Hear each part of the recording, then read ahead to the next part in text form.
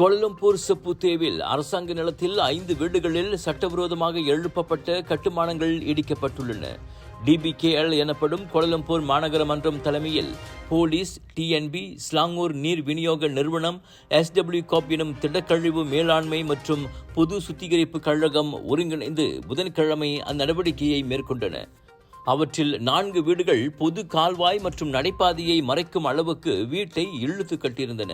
மற்றொரு வீடு DBKL அங்கீகரித்த வரைபடத்தை பின்பற்றாமல் மாற்றி அமைக்கப்பட்டிருந்தது. மேற்கண்ட 5 வீடுகளை தவிர்த்து மேலும் 7 வீடுகளுக்கு 1974 ஆண்டு சாலை, கால்வாய் மற்றும் கட்டிட சட்டத்தின் கீழ் DBKL நோட்டீஸ் வழங்கியது. மறைக்கப்பட்டுள்ள சாலையில் DBKL மறுபராமரிப்பு பணிகளை மேற்கொள்ள ஏதுவாக தாங்கள் சட்டவிரோதமாக நிறுவியுள்ள கட்டுமானங்களை சொந்தமாகவே அகற்றிவிடுமாறு அதில் எச்சரிக்கை விடப்பட்டுள்ளது.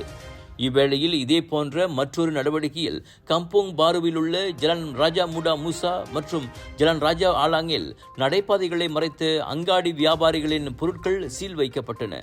மக்கள் நடந்து செல்லும் பாதையில் வைக்கப்பட்டிருந்த பிளாஸ்டிக் மேசை, நாற்காலிகள், கெனாப்பி கூடாரங்கள், தள்ளுவண்டிகள், எரிவாயு தூம்புகள் ஆகியவை அவற்றில் அடங்கும். பொதுமக்கள் கொடுத்த புகாரை அடுத்து அந்நடவடிக்கை மேற்கொள்ளப்பட்டதாக DBKL தனது Facebook பக்கத்தில் கூறியது.